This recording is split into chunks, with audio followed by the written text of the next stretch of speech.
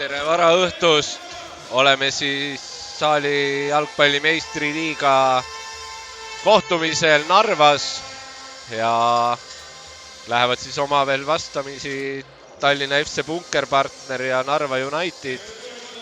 Punkerpartner siis sellel hooajal ainult võite teeninud ja mõistagi esikohal asetsevad, aga Narval siis Seeningaga ei tulnud sellest löögist asja suuremat.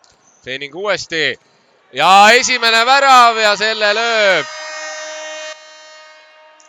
lati põrkes sinna ristnurka. Tundub, et see on meil ja nii on. Edvin Stühv siis avab skoori. Nüüd on värav ka tühi. No jälle kaudatakse see pall nüüd ootlikul ja teeb hetkel siis Lonšakov sealt meetri pealt hea tõrje. No nüüd on omakorda Narval. Jäi seal Põstrov ette.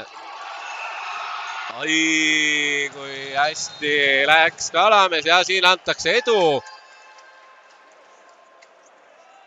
Kui ma saan õieti aru. Ütleme nii, et värava suul õigustab ennast. Saaks need esimesed söödud ka kuidagi klappima, aga siit nüüd magatakse natukene maha ja Ruubel ikkagi enda värava kirja saab ning läheb Punkerpartner 5 minutit enne esimese poole lõppu 2-1 juhtima. Oi, kui napilt posti, selline võimalus tuli siit Narva Unitedile. No Lukov võtab ju kätega maha.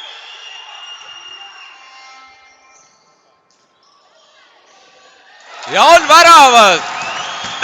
Pall, kuidas moodi see sealt praegu Poškini ja posti vahelt sisse läks, aga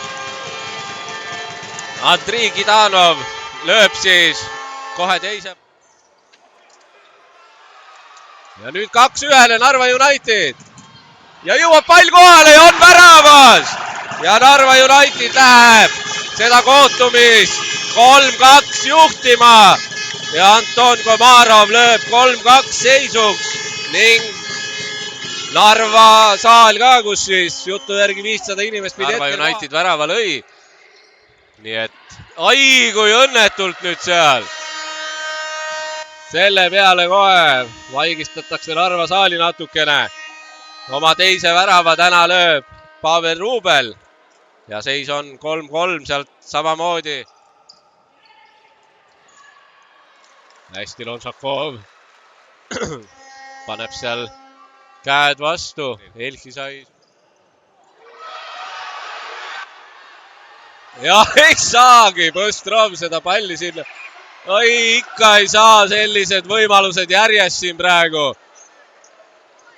Sülle kukkusid Narva Unitedi mängijatele, aga no ei saa jälle ja Põstrov võib pea. Ja ei ole pall väravas. Ja kindluse mõttes paneb seal Kalininski selle palli nurgale. Ja aeg saab täis.